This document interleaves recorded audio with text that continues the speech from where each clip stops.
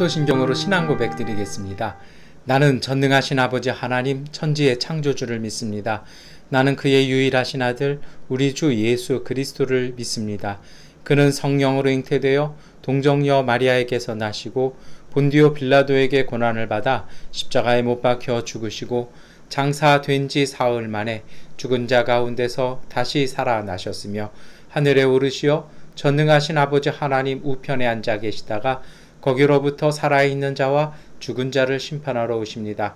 나는 성령을 믿으며 거룩한 공교회와 성도의 교제와 죄를 용서받는 것과 몸의 부활과 영생을 믿습니다. 아멘. 찬송가 287장 찬송 드리겠습니다. 예수 앞에 나오면 죄사함 받으며 주의 품에 안기어 편히 쉬리라.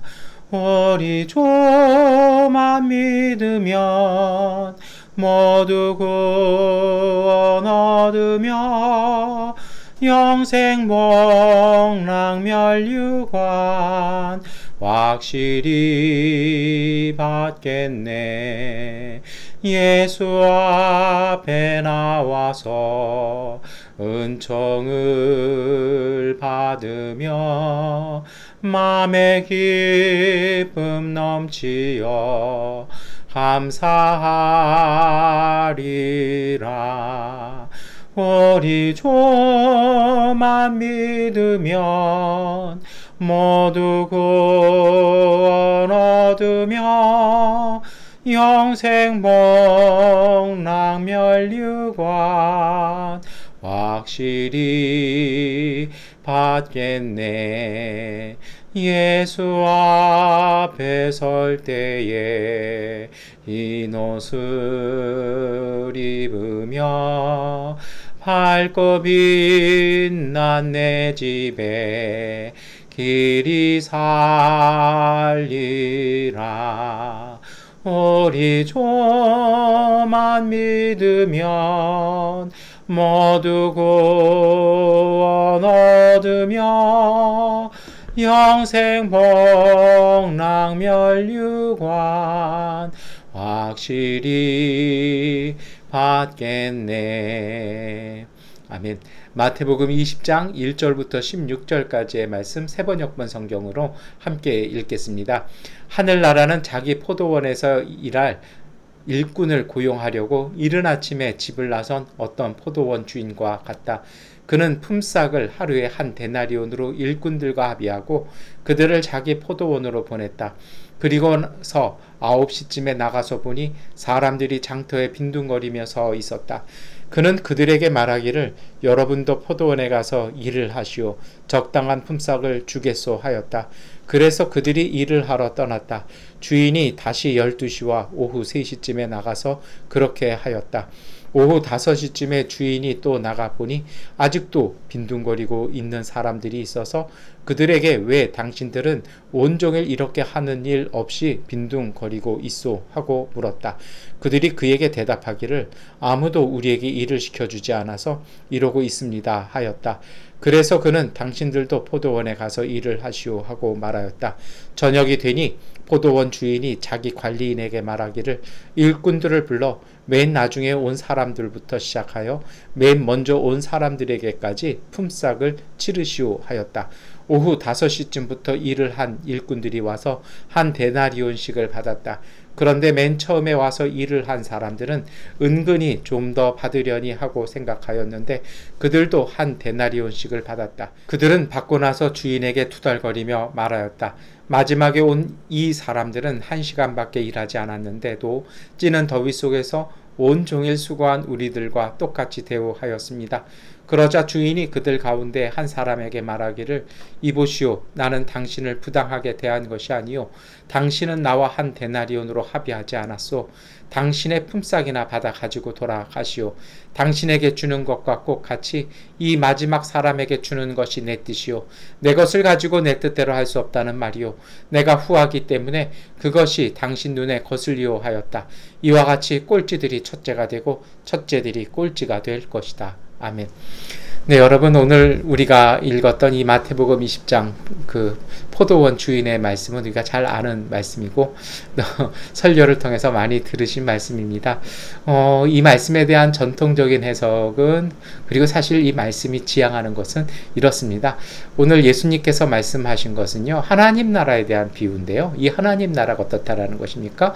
그 일꾼을 구하는 포도원 주인과 같다라는 것입니다. 오늘 이 비유에 나오는 포도원 주인은요, 사실 경제적인 자본주의적인 사고체제로 농장을 관리하는 주인은 아닙니다. 현대 우리가 그래요. 모든 일을 할 때 우리가 추구하는 경영은 어떤 것입니까? 최소한의 비용을 통해서 최대한의 효율을 얻는 것이죠. 그렇다면 제일 작은 이제 인부를 고용해서 막 이렇게 노동을 극대화시켜서 이윤을 창출해야 돼요. 그런데 오늘 예수님 말씀은 그게 아니라는 것입니다. 그래서 오늘 소개되어지는 하나님 나라의 속성은 어떤 것입니까? 모든 이들에게 열려져 있다는 것입니다. 그래서 오늘 우리 예수님의 말씀에도 주인이 일찍 나가서도 오고 또 중간에 나가고 또 오후에 나가고 저녁에 일 마칠 때쯤 다 돼서 나가서 데려왔는데 어떻게 보면 계속 이렇게 초대하는 거죠. 그래서 일당을 주는데 이 모두에게 한 데나리온씩 줬다라는 것입니다.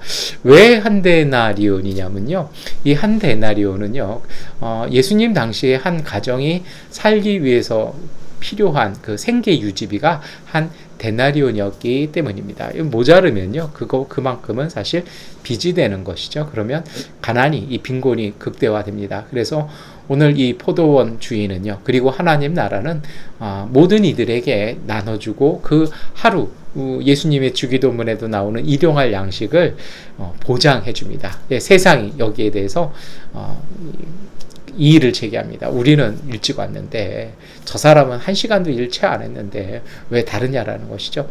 거기에 대해서 하나님의 나라는 이와 같이 말씀하십니다. 그것은 곧 하나님의 주권이라는 것입니다. 다시 말하면요, 이것이 사실은 천부인권이거든요.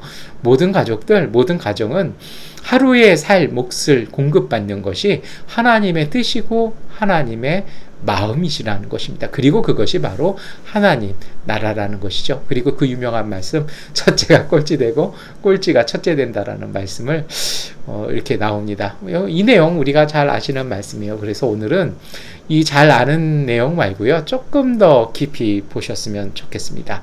언뜻 여기만 보고 우리가 지나가기 쉬워요. 그래서 주로 이 비유의 초점을 하나님 나라는 자비로우신, 그리고 모든 이들에게 일용할 양식을 베푸시는 하나님의 자비에 이렇게 초점을 두고 끝나는 것으로 때가 참 많아서 조금 안타깝습니다. 그런데 이 비유는요, 여러 가지 더 많은 의미들을 우리에게 주님의 뜻을 보여주고 있습니다. 그중 가장 중심은 이것입니다. 오늘 이 포도원 주인은요, 이 끊임없이 그 일꾼들을 찾아 나면서 끊임없이 하는 일이 있지 않습니까? 그것이 무엇입니까? 빈둥거리는 사람들에게 하는 이야기가 있죠. 우리 6절 말씀 함께 읽어보겠습니다.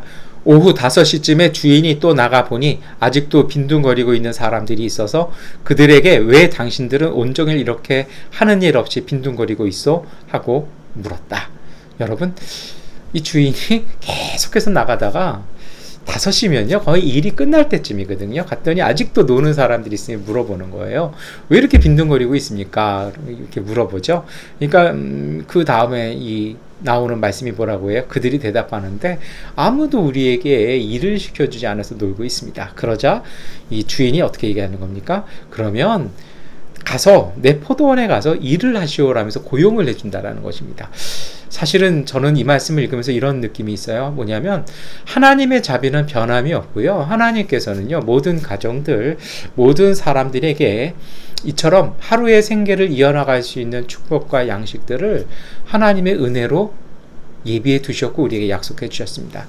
오늘 이 포도원 주인의 비유가 우회적으로 알려주는, 역설적으로 알려주는 것이 있습니다. 그것은 무엇이냐면 이 비유를 들은 이 하나님 나라의 은총 앞에선 오늘 우리의 자세입니다. 그것은요, 일이 없다고 해서 오늘 누가 우리를 고용하지 않아서 일이 없다 할지라도 빈둥거리지 않고 우리의 삶에서요, 열심히 살려고 노력하는 자세가 있어야 한다라는 것입니다.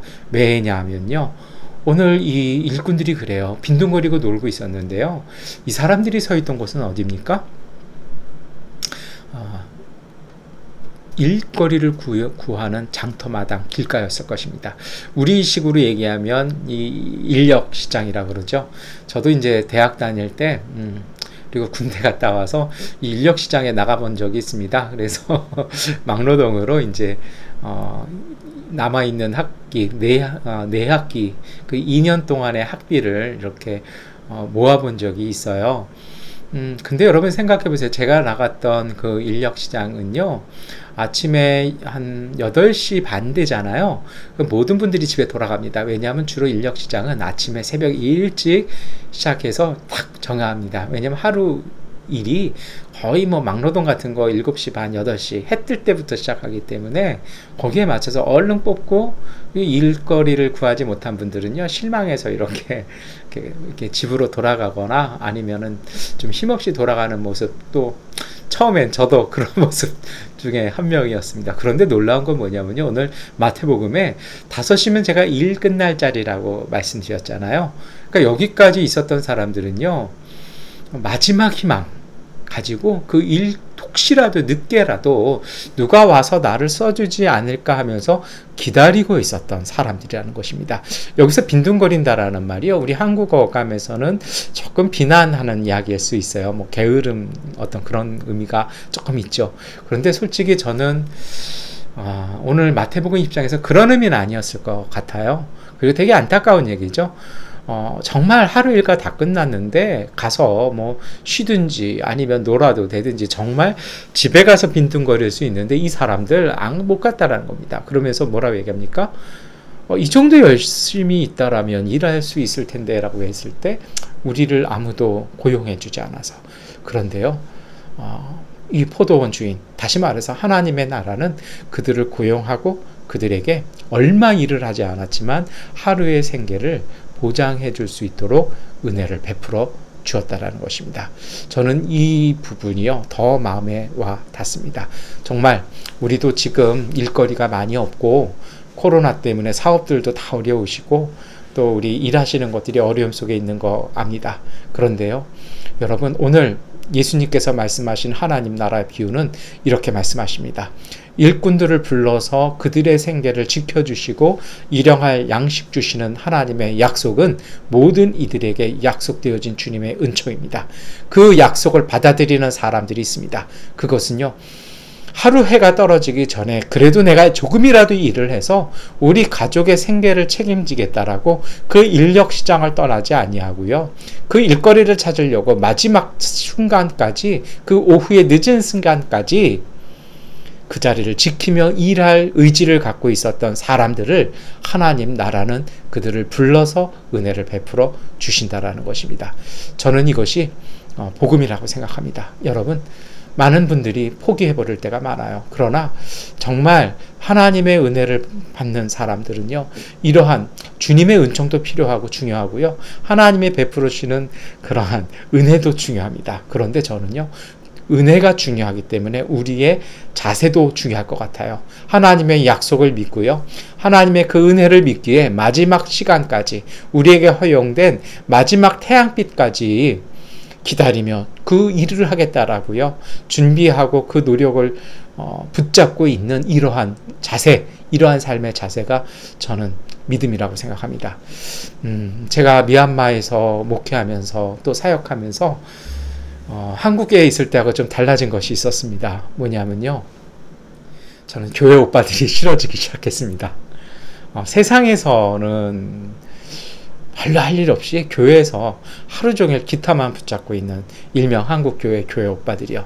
그래서 뭐 직장 못 구하다가 30대 초입이 되면 그냥 뭐 자의반 타의반으로요, 신대원 시험을 보는 친구들, 한국에선 그나마 귀해 보였습니다. 솔직히 미얀마에 오니까요, 그 교회 오빠들이 현지 교회 너무 많아요. 그냥 하루 종일 교회에서 그냥 그 낡은 기타만 붙잡고 주님의 은혜, 주님의 은혜, 그렇게 찬양 부르고 있는 거 보면요, 저도 목사고 저도 선교사인데 안타까워요. 그리고 좀 저 친구들이 저 기타 좀 내려놓고 나가서 일 좀 했으면 좋겠다라는 게 솔직히 들었어요. 저도 목사인데요. 언젠가 한번 그런 경험이 있습니다. 양곤에 있는 민속촌을 이렇게 한국에서 오신 선교팀하고 이렇게 도는데요. 이렇게 안내하고 가는데 어떤 길거리에서 이렇게 청년들이 모여서 기타를 치고 가스펠송을 찬양을 하고 있었습니다. 뭐 선교팀은 너무 은혜롭다고 좋아들 하시더라고요. 근데 어떤 미얀마 이제 나이가 좀 지긋하게 드신 그 어르신이 지나가면서 되게 이제 뭐라고 막 안 좋게 얘기하는 겁니다. 저렇게 노래들만 하고 있지 말고 좀 나가서 일하지 않으면 안 되지 않냐며, 저렇게 맨날 외국 교회 도움받으면서 살면서 노래만 부르니 뭐 삶이 저렇게 되냐. 나는 저래서 기독교가 싫다. 나는 기독교인들이 싫다. 그 현지 그 어떤 어르신의 그 얘기가 정말 가슴에 와서 꽂힌 적이 있었습니다. 여러분, 복음은 오늘 우리의 삶에 대해서 적극적으로 일하게 하십니다. 하나님의 말씀은요, 오늘 우리의 영혼을 바꿔놓으시고 우리의 마음이 새로워지고요, 마음이 새로워지고 영혼이 새로웠기 때문에 삶이 바뀌어지는 것입니다. 우리의 실제 삶에서요, 더 열심히 일하고 더 부지런히 일하고 더 지혜롭게 행동하는 것, 정말 가망이 없어 보이고 뭐 현실적인 게 보이지 아니하여도요, 하나님 주신 약속을 믿고 그것을 믿음을 가지고 일을 하는 것입니다.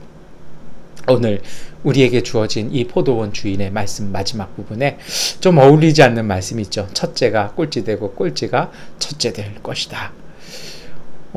우리는 이 말씀을요, 포도원 주인의 비유와 좀 이렇게 나누어서 이해할 때가 많아요. 저는 이 말씀 읽어보면 이렇습니다. 첫째가 꼴찌되고 꼴찌가 첫째 된다라는 말씀이요, 여러분 정말 마지막 시간까지 일을 못 구했지만, 그러나 정말 그 희망, 그 믿음의 그 긍정적인 자세로 일하겠다라는 마음으로 그 인력시장의 길자리를 붙잡고 있었던 사람들, 그 사람들이 바로 하나님 나라에 초대되는 사람들이라는 것입니다. 여러분, 세상은요, 첫째와 꼴찌를 나눕니다. 경제라는 게 그렇잖아요. 결과가 중요하잖아요. 그 신앙의 법칙 그렇지 않은 것 같아요. 오늘 이 말씀이 그렇거든요. 첫째가 꼴찌되고 꼴찌가 첫째 된다는 말씀은요, 이게 의미가 없다라는 얘기거든요. 첫째나 꼴찌 이런 줄 세우기식의 이런 것들이 별 의미가 없다라는 거거든요. 하나님 나라는요, 저는 그런 것 같아요. 믿음의 자세입니다. 많은 분들이 그런 얘기합니다. 그렇게 한다고 해서 뭐 달라지는 것이 있겠습니까? 뭐 그런다고 해서 뭐가 됩니까? 라고 얘기하는데요. 여러분, 믿음의 자세, 하나님 나라를 바라보는 자세는 그게 아닙니다. 오늘 내가 하고 있는 일이 별 이렇게 없어 보일지라도 내게 주어진 삶의 자리를 최선을 다하는 것입니다. 제가 개인적으로 좋아하는 군인 한 명이 있습니다. 2차 세계대전 때 유럽 전선을 이끌었던 패튼 장군이죠. 정말 전략의 기재입니다. 저는 알렉산더나 한니발 뭐 이런 영웅들급으로 놓고 생각을 하는데요. 그분이 그런 아주 유명한 얘기를 했습니다. 뭐냐면, 내일에 대한 완벽한 작전보다 오늘의 상황에 최선을 다해 일하는 것이 최고의 전략이다. 여러분, 오늘 이것이 바로 오늘의 말씀과도 맞는 것 같습니다. 하나님은 우리를 향한 문을 열어놓으셨습니다. 우리를 찾아오십니다. 주님의 은총은 항상 우리에게 있습니다. 중요한 것은 우리의 자세, 곧 우리의 믿음입니다. 오늘 여러 가지 어렵고 일도 별로 없고 사업도 잘 안 됩니다. 그러나 믿음을 가졌기에 작은 일 하나라도 열심을 다하고요, 하나님께서 불러주시는 그날을 위해서 우리가 언제든지 준비하고 하나님께서 일을 맡겨주실 때 아멘 하고 일할 수 있도록 우리 자신을 부단히 일깨워서 우리의 작은 일에 성실할 수 있는 것, 그런 삶, 그것이 바로 하나님 나라를 은혜로 맞아들이는 믿음의 삶일 것입니다. 그러한 자세로 이 아침부터 시작해서 하나님께서 주신 그 은혜로운 쉼을 얻는 시간까지 은혜 안에, 기쁨 안에, 하나님 나라 안에 거하시는 복된 삶 되시기를 축원합니다. 기도하겠습니다. 전능하신 아버지 하나님, 오늘 우리에게 믿음을 주셔서 우리의 삶 속에 빛이 보이지 않고 길이 보이지 아니하지만 믿음의 빛을 따라 그 길을 만들어내고 빛이 되는 믿음의 사람들 되게 하여 주옵소서. 우리의 믿음으로 바로 서 있는 그 자리가 주님의 은총이, 주님의 빛이 비춰지는 그 시작임을 깨닫게 하여 주셔서 하나님, 우리가 믿음으로 주 앞에 온전히 서게 하여 주옵소서. 결과가 아니라 믿음으로 주님의 은혜로 하나님 나라 안에 살아갈 수 있는 평화와 기쁨의 삶 되게 하여 주옵소서. 예수 그리스도의 이름으로 기도드립니다. 아멘. 하나님께 기도하는 시간 갖도록 하겠습니다.